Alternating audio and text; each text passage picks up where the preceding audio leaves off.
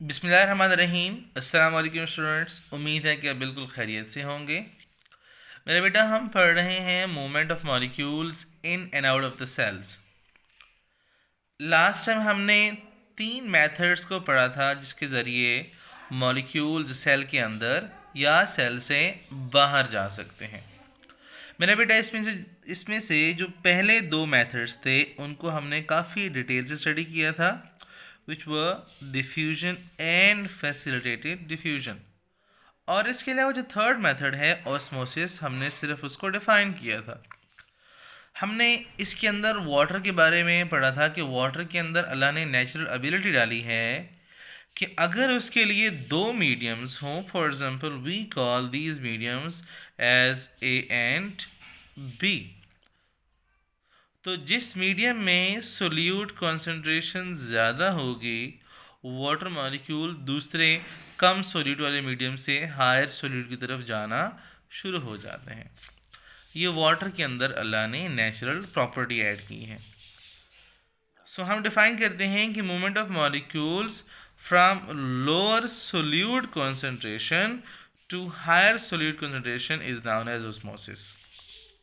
मेरे बेटा, जब हम ऑस्मोसिस को पढ़ते हैं तो इसके अंदर हम 3 टाइप्स ऑफ मीडियम्स को डिस्कस करते हैं। एक हम लफ्ज़ इस्तेमाल करते हैं हाइपरटोनिक सॉल्यूशन का, एक हम लफ्ज़ इस्तेमाल करते हैं हाइपरटोनिक सॉल्यूशन, और थर्ड हम लफ्ज़ इस्तेमाल करते हैं आइसोटोनिक सॉल्यूशंस। मेरे बेटा, अगर हमारे पास हैं 2 mediums like A and B, जिसमें सोल्यूट कॉन्सेंट्रेशन ज़्यादा होगी उसको हाइपरटोनिक सॉल्यूशन कहा जाएगा, जिसमें सोल्यूट कॉन्सेंट्रेशन कम होगी उसको हाइपोटोनिक सॉल्यूशन कहा जाएगा। और ये हमने याद रखना है कि लफ्ज़ हाइपोटोनिक और हाइपरटोनिक हम तभी इस्तेमाल करते हैं जब हम 2 सॉल्यूशंस का आपस में कंपैरिजन करते हैं। और देन मेरे बेटा, अगर दोनों तरफ सोल्यूट कॉन्सेंट्रेशन फॉर एग्जांपल बराबर कंसीडर हो, देन इन दोनों सॉल्यूशंस को कलेक्टिवली कहा जाता है आइसोटोनिक सॉल्यूशंस। ये था हमारे पास ऑस्मोसिस के हवाले से इसका इंट्रोडक्शन। अभी हम स्टडी करेंगे इसको प्लांट्स और एनिमल सेल्स के वाटर बैलेंस प्रॉब्लम के हवाले से। हमने इसमें जानना है कि अगर हम किसी एनिमल सेल को इन 3 टाइप्स ऑफ मीडियम्स में रखें तो इस पर क्या असरात हो सकते हैं और प्लांट सेल्स पर भी क्या असरात हो सकते हैं। फॉर एग्जांपल, हम एनिमल सेल को रखते हैं हाइपरटोनिक सॉल्यूशन के अंदर। अगर हम एनिमल सेल को हाइपरटोनिक सॉल्यूशन में रखेंगे, इसका मतलब होगा कि एनिमल सेल के अंदर सोल्यूट कॉन्सेंट्रेशन कम है और बाहर ज़्यादा है। देन मेरा बेटा, क्या होगा कि पानी सेल से बाहर जाना शुरू हो जाएगा, बिकॉज हमने पढ़ा है कि पानी ने लोअर सोल्यूट कॉन्सेंट्रेशन से हायर सोल्यूट कॉन्सेंट्रेशन की तरफ जाना शुरू हो जाना है। तो इसका रिजल्ट क्या होगा मेरा बेटा, सेल जो है वो श्रिंक हो जाएगा। सेकेंडली मेरा बेटा, अगर हम एनिमल सेल को रखें हाइपोटोनिक सॉल्यूशन में, विच मीन्स के बाहर की मीडियम में सोल्यूट कम और एनिमल सेल के अंदर सोल्यूट ज़्यादा होगा, देन पानी सेल के अंदर मूव करेगा, और अगर फ़र्क ज़्यादा हो सोल्यूट का तो एनिमल सेल बर्स्ट भी हो सकता है, मतलब कि फट भी सकता है। जिस तरह अगर आप किसी बैलून को हवा से या पानी से ओवरफिल करें तो वो भी फट सकता है, ये उसी तरह ये एनिमल सेल भी फट सकता है। रीज़न क्या है? रीज़न ये है कि एनिमल सेल में जब वाटर का प्रेशर ज़्यादा होगा तो चूंकि इसकी बाहर की हार्ड कवरिंग नहीं है जो इसकी वॉल्स को बचा सके रैप्चर होने से, इसलिए फट सकता है। लास्ट में हम पढ़ते हैं कि अगर हम एनिमल सेल को रखते हैं आइसोटोनिक सॉल्यूशंस में, मतलब कि सेल के अंदर और बाहर सोल्यूट कॉन्सेंट्रेशन बराबर हो, देन मेरा बेटा सेल नॉर्मल साइज में रहेगा, ना तो वो बहुत ज़्यादा फिल होगा ना वो बहुत ज़्यादा खाली रहेगा, और वो नॉर्मल साइज में रहेगा।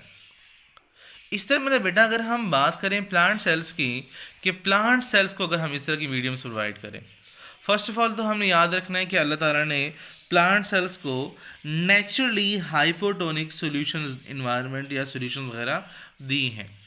मतलब यह है कि प्लांट सेल्स जहाँ जहाँ भी हैं, अल्लाह ने प्लांट सेल्स के बाहर वाला जो मीडियम है वहाँ पर सॉल्यूट को कम रखा हुआ है। तो नतीजा यही होता है कि पानी हमेशा प्लांट सेल के अंदर आता है, और यही वजह है कि ज़मीन के अंदर से भी जो मिट्टी के अंदर पानी है वो प्लांट सेल्स में रूट्स में दाखिल होता है, बिकॉज रूट्स के अंदर जो सॉल्यूट कंसंट्रेशन है वो ज़्यादा है और सॉइल वाटर के अंदर कम है। खैर, हम यहाँ पर थोड़ा सा मज़ीद स्टडी करते हैं, बिकॉज हम बात कर रहे हैं an animal cell placed in hypertonic solution, जिसमें सेल के अंदर पानी मूव कर रहा है। ये हमने एक प्लांट सेल को बनाया है। मेरे बेटे, जब हम प्लांट सेल को हाइपरटोनिक सॉल्यूशन में रखेंगे, डेफिनेटली पानी सेल के अंदर आएगा, तो वो सेल जो है वो हार्ड हो जाएगा, वो फटेगा नहीं। क्यों नहीं फटेगा? क्योंकि सेल प्लांट सेल के बाहर एक हार्ड बाउंड्री होती है जिसको हम सेल वॉल कहते हैं। सेल वॉल उसको रप्चर होने नहीं देगा, बल्कि उसके सेंटर में जो वैक्यूल है वो पानी से फिल हो जाएगा, और वैक्यूल फुल होने की वजह से इसका प्रेशर, वॉल्स का प्रेशर सेल्स की दीवारों के ऊपर आएगा और सेल हार्ड वगैरह हो जाएगा। और ये जो प्रेशर होगा पानी का जिसकी वजह से सेल हार्ड हो रहा है, इसको हम टर्गर प्रेशर कहते हैं। और मेरे बेटा, अगर हम कहते हैं कि अगर हम किसी प्लांट सेल को फॉर एग्जांपल रखते हैं हाइपरटोनिक मीडियम में, देन उसका साइटोप्लाज्म श्रिंक हो जाएगा, और इस प्रोसेस को हम प्लाज्मोलाइसिस कहते हैं। याद रखना है, हमने सिर्फ साइटोप्लाज्म की बात की है, एनिमल सेल की बात नहीं की। तो मेरा बेटा, ये हमारे पास टॉपिक था जो हमने डिस्कस किया है। होप सो आपको इजीली समझ आ गई हो।